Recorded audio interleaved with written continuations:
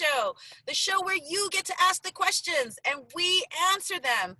I am your host, Arlene. I'm a life coach and business consultant specializing in the area of momentum and peak performance. So that means that I help you to move forward in that business, project, or endeavor.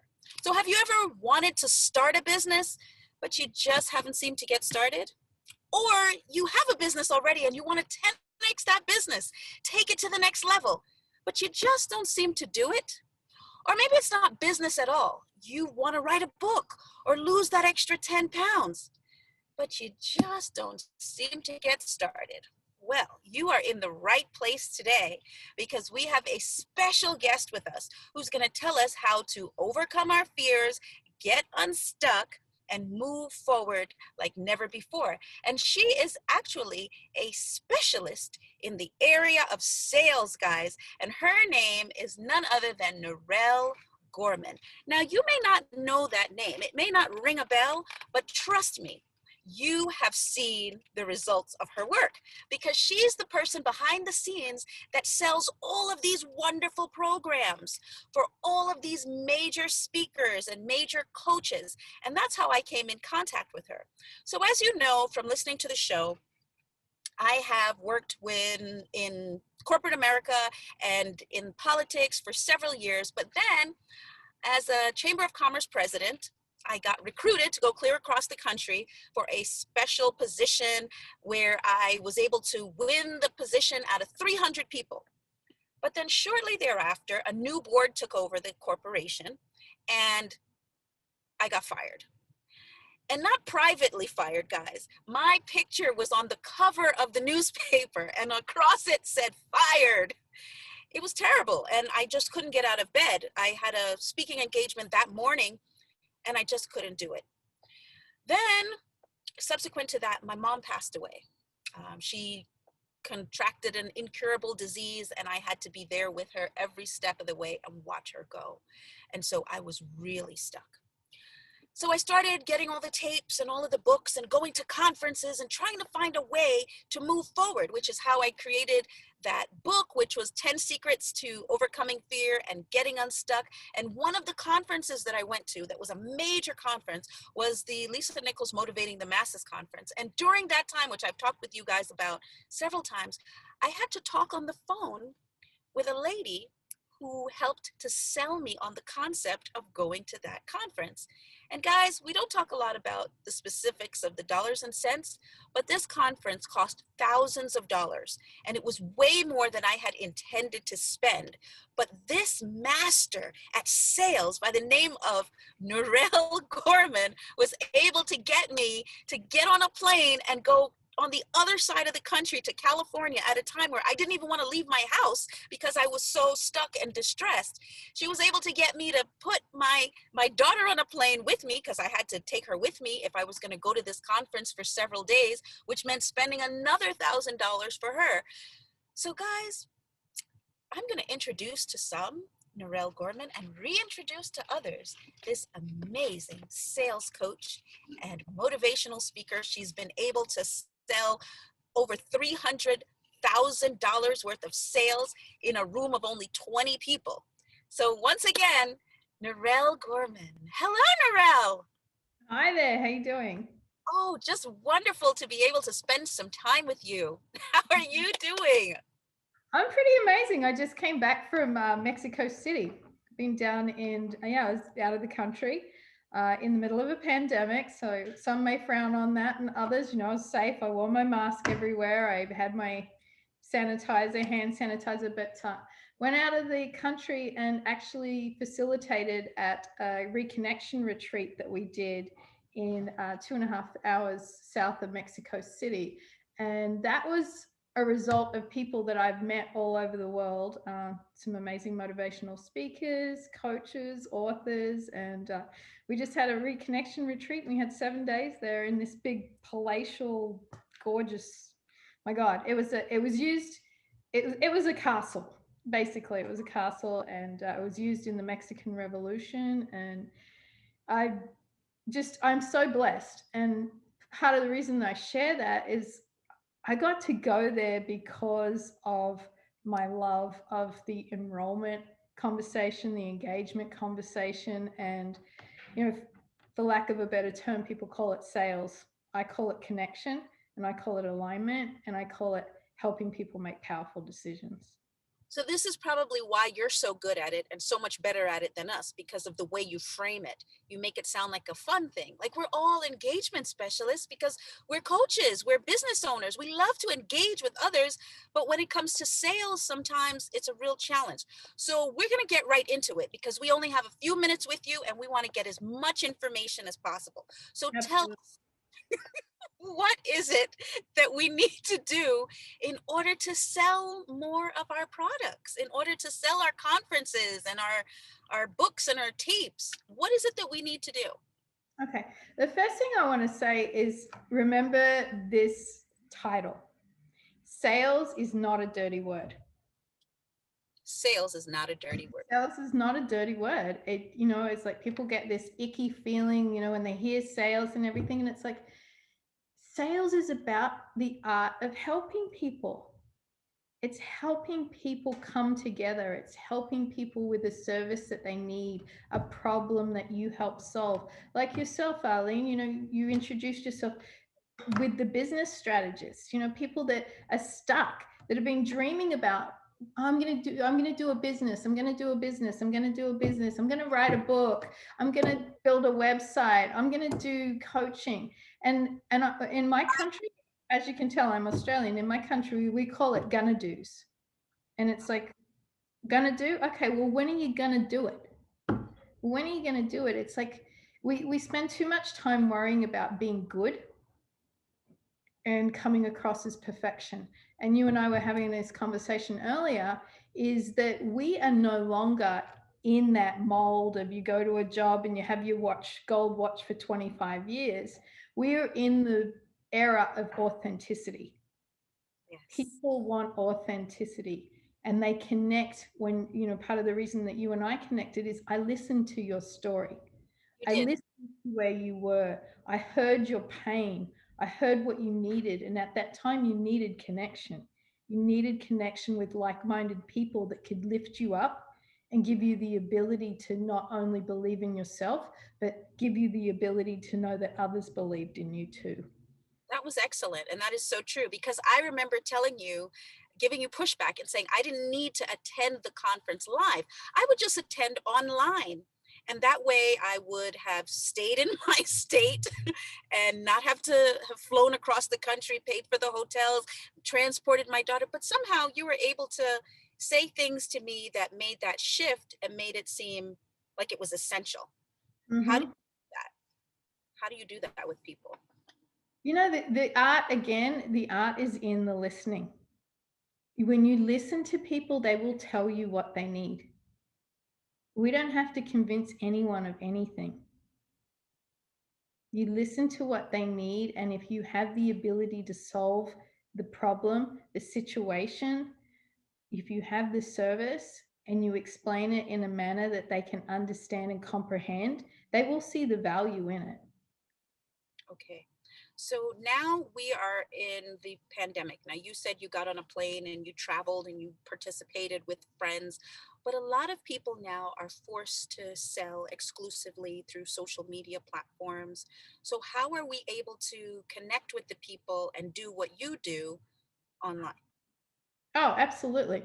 Absolutely. And that's one of the things, it's like we've evolved. And when I talked about authenticity, we've evolved into, we now have, you're looking at my living room. You see, I have a white mantle with a couple of little stockings on there. You see, I have a Christmas tree. You see that it's gray. There are key elements that, as somebody that's doing enrollment or engagement, those are things. Be observant about who you are speaking to. Now, there's a lot, I just gave you a lot of information about me that you could have picked up just from looking. So if you are the person, you're having a conversation on Zoom, let's say you've set up a strategy call with somebody that wants to learn about business or has been spinning their wheels about business, the fact that you see what's behind me, notice what's behind them. That's what I'm saying. Be aware of their mannerisms, Be aware of the cadence of the conversation. So if they speak really fast or if they're really slow and monotone, if you've got somebody that's very slow and monotone and you're 100 mile an hour, they're not going to connect with you. So come to their level. You see somebody like me that has Christmas stockings hanging on the fireplace, you can already tell that I'm a family-oriented person. Yes. I care about tradition. You can connect into that. So it's finding out there's always a buyer's sheet and a seller's sheet. The more information you have about the buyer, the better capacity you have to make a match and be the seller. Excellent. Now, some of us are not as advanced in the process as you are. And so, in our situation, I called you because I saw the person that you were working with online. But for people who are just starting out and they may not be at Lisa Nichols status where, people see them and they necessarily want it, how do those people begin to get that clientele so that they get to the strategy session level? So you're new, you're a a coach, you're new in the business, you're trying to get clients, you're not even sure yet of who your target market is because you're so new to the industry. How do you then go about determining who to target and Okay. how to even know? So I heard a key thing there. You're trying to get clients. Mm. Stop trying. Right, there's a terrible word. Don't try. We don't try, we do. We do. Yes. Yes. Thank you for reminding me. And then the other thing that you're going to do is if you're using an online platform, and I always use remove words out of my vocabulary. Try is one of them. And Yes. nice is another one. And, it's just these funny little words that, get power words into your conversation. Google tonight, after you watch this, Google power words, Yes. emphasis words. Google those words and write them down on a piece of paper. Don't print them, write them. Write them so that when you connect pen to paper, it connects to your brain. Excellent. So it's like, excited. I'm excited about helping you. Let's have the conversation. This is a suggestion. May I make a recommendation? Can I give you a diagnosis? What I hear you saying, these are all vocab that can be used. And that's the art of engagement. Now, where I was going with that is I kind of got lost a little bit because as you can tell, I'm really excited about, I love sales. I love it. It gives me thrill.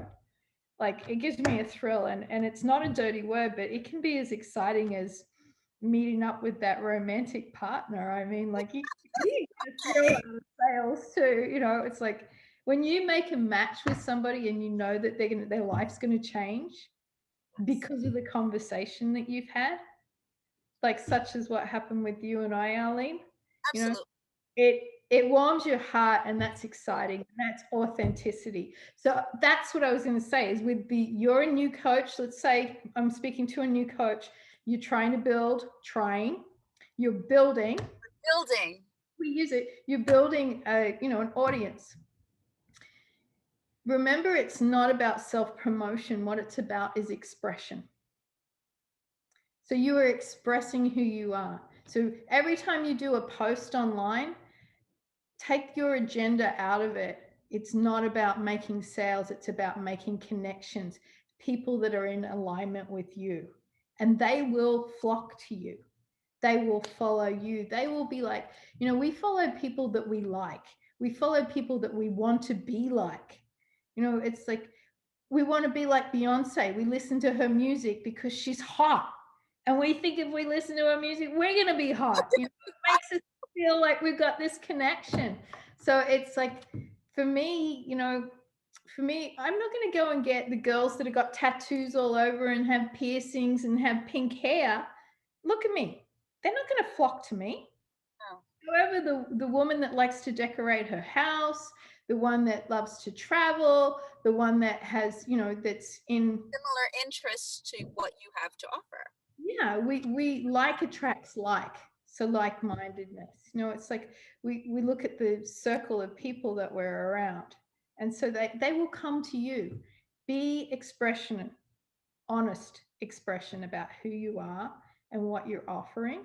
And you also came in on key of something else was, they're not sure who their audience is. Correct. So now, it's like we're not trying to serve everybody. Like I work with authors, coaches, and speakers. They're very much in a niche market. That's a small market. I'm not here trying to teach, business to mechanics and dentists and plastic surgeons and, trying to teach rock stars how to sing. Right. I'm not doing any of that. I coach authors, speakers, and writers. That's who I coach, and that's who I work with.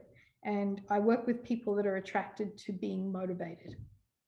Excellent. Beautiful. How do you go about finding those people that are just like you, that are in line with what you're offering and what you have to connect with them about?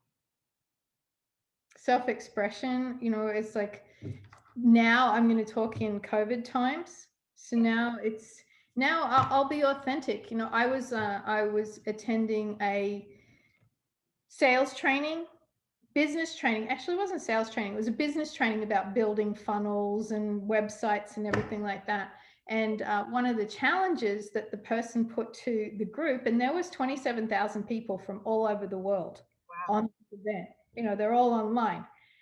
Now, 27,000 people, we can't affect 27,000 people. However, one of the challenges that they asked is for us to write a little bit about ourselves, Yeah. but to be authentic. So I wrote about myself. I wrote the fact that I'm a high school dropout.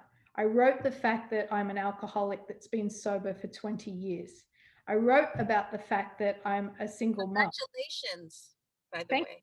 Thank you. I wrote about the fact that I'm a single mum and I've been looking after my son alone since, he was 7 years old. Wow. I wrote about the fact that I grew up out in rural Australia. And congratulations, you just had an 18th birthday party for him. I saw that. I did, and it was amazing. It was a surprise party. And out of that, I had so many, I think I had like 417 comments. I can't remember how many likes. Now, it's not about the likes and the comments, but what it's about is that people engaged with me. Yes. And they're like, Narelle, they liked who they read about. They could connect with me. And there was something in my story that made them feel comfortable to say, hey, thank you for sharing that. You've inspired me. So Beautiful. if you're a coach, an author, or a speaker, be authentic, write about who you are and what you've done in the world. And, if you've been married for 38 years, celebrate that. Someone wants to know, how have you been married for 38 years? Right. Absolutely. So those are things you can coach on. Absolutely.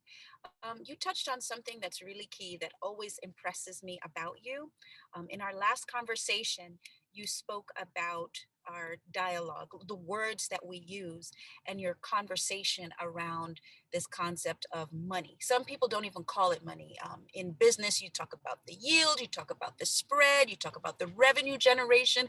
We don't even use the word because it has such connotations that create certain sensations in people that they may or may not want to really have. So, what are some things that you can share with us about this conversation around money that will allow us to be more receptive and more successful where that's concerned? The first thing that comes to mind is people always find money Yeah. and time for what they truly want. Yes. And this is, it sounds hokey, but it's so true. If I wanted a Lamborghini in my driveway, it would be there. I don't want a Lamborghini in my driveway. I'm quite happy with my truck. But if I wanted a Lamborghini, it would be there. We go after what's important to us. We go after what's important to us. And to answer your question, what I'm going to say is do not determine somebody else's pocketbook for them. Excellent. Which is true. Because in the situation that we had, where I went clear across the country to your conference that you were having with Lisa Nichols, if somebody had said to me, "Oh, do you have $4,000 to go to a conference?" I would have said, "No, absolutely not. There's no way on God's green earth that I'm going to drop 4K to fly to a conference in Cali right now, especially considering all the challenges that I was having at that time." Mhm. But somehow there was a shift when it became clear that this was the key to what I needed in order to move forward, get unstuck, and be Mhm. the best version of myself. Absolutely. Absolutely. It's so key. It's about what we need, and it's about who your audience, what they need. Okay, how do we decide sometimes? Because I'll give you an example of a client that I have right now. She has a business. She is probably listening in right now. Mhm. She wants to branch out and go to a new location, in which case she's going to have to invest some good funds in order to branch out and open this new salon. But on the other hand, she also wants to purchase a new car. And so she said, well, do I invest the money here right now in the facility, which is what I need to do, or do I go and get the transportation because that's really going to make me feel better because I'm driving around in this new car, and so I'll probably do better and be more inclined to really land that location that I want. What do you Mhm. say? I would ask her, what does she really want? What's important to her? Yeah. What's important to her? Now, if she feels that the car's important to her, that is the thing that she needs to go after. If she feels that the business is important to her, that's what she needs to go after. So I would ask her, it's like, how important is a vehicle to you? Is a vehicle a status symbol for you? What have you been driving for years? Have you ever caught the bus? Do you envy people, or do you admire people that drive the newest Tesla? And if she does, if that's what fires her up, then by all means go and buy the new Tesla, because you will now have a $400 Tesla payment, and that is called income demand. So the driving factor behind having a new Tesla and having a $400 car payment is going to push you to generate more revenue already. So that is key. I had a business associate when I was doing mortgages. I was selling mortgages, and he was one of the top salespeople. And he said to me, he had a personal assistant, he had a maid service, he had a beautiful home, mansion, beautiful car. And he said to me that the key to him being as successful as he was in his business was the fact that he had all of these expenses and he had to meet the needs every month. And I thought, well, that sounds great. I've never tried it, but I'm thinking to myself that that would make me feel so stressed to think that I have to come up with meeting these needs every month. But what you're sharing is that maybe this actually works, or does it depend on the person's level of ability to handle the stress? Obviously, it comes down to the person's ability to handle the stress. So if someone says, well, okay, I've got a car payment, and they focus on, I've got a car payment, I've got a car payment, and they're not focusing on, I've also want to build a salon, then they'll fall off. So, let's be real. It's like not everybody succeeds. Not Wow. everyone succeeds. So it comes down to mindset and belief, because it's perception. That can be a car payment that's, oh my God, I've got this car payment. It's like, great, I get to make a car payment because I get to drive a Tesla to my studio. Yes. Yes. Mindset and belief. Mm-hmm. Beautiful. Now I know that you just had a book that's come out or that's coming out. Mm-hmm. Before we go off, I'd love to hear what the title of your book is and where we can get it and what it's about. Actually, it's a collaboration. So there's 35 authors, and there's a cool story behind that. And I shared a little bit earlier about authenticity. So you may be familiar with an organization or a group. They're very dominant online, called Mind Valley. Oh, of Uh, course. Yes. some of the biggest teachers in the world, Mind Valley. So Vishen Lakhiani is a personal friend of mine. And his wife at the time, Christina Lacchiani, she, we were at a Mind Valley event and we were talking about, we've got so many amazing women here. They were saying we should put a collaboration together, and they're like, well, Narelle, if we did that, would you be inclined to be part of it? And I was like, yeah, sure, yeah, put me in it, yeah. So fast forward, I didn't know if they were really going to go through it. I get a call and it's like, hey, we're putting the book together. We've got an editor. Please, we need you to fill this out and da da da da da. And so I had a bit of resistance to it because I didn't want to be in this book that was with Christina is part owner of Mind Valley. Mind Valley is a $40 million company worldwide. There's other women in it that, like Deepak Chopra's daughter, I think, is in it. There's like a bunch of people. I could drop some names, but I'm not going to go there. But we were in an incubator online and we were all talking about our story. And I was like, I don't want to share mine. And they're like, but you have to. And I'm like, no, I feel like I feel out of place. You've all been so successful. You all have these degrees, and, da, da, da, da. And I broke down in tears. Wow. And they're like, well, what's wrong, Narelle? And I was like, well, I don't have a degree. I dropped out of high school when I was 15. Actually, not 15, 16. I did year 10. And, I started crying, and they're like, that's more the reason that you need to be in this. Absolutely. I came to the United States and everything that came up against me, I climbed through it and I went through it, and I ended up running, being a vice president of sales and marketing for a rather big company across the country. So they convinced me to be in the book. So this is the book. It's called Ignite Your Leadership for Female Leadership for Women. Beautiful. It's an international bestseller. It's in Amazon. So if you just Google Ignite Your Female Leadership for Women. Well, thank you so much. Thank you for spending the time with us. Thank you for writing this book. Thank you for your contribution to the world.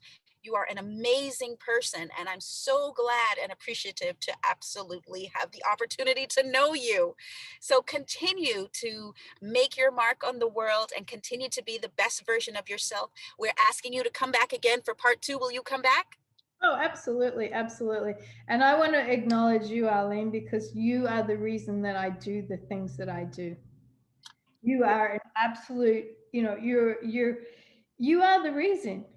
You're a walking, talking example of personal development, of encouragement, of motivation, and of reasons that we write books like this. Which is why every time I talk to you, I end up crying. You are amazing. You do this to me every time. Thank you so much. And thank you guys for listening. Thank you, William and Nicholas and the Empress and Gary Clay and everybody who worked to make this a great show. We look forward to seeing you again next week, 6:30 on Thursday. Thank you, guys. Bye-bye.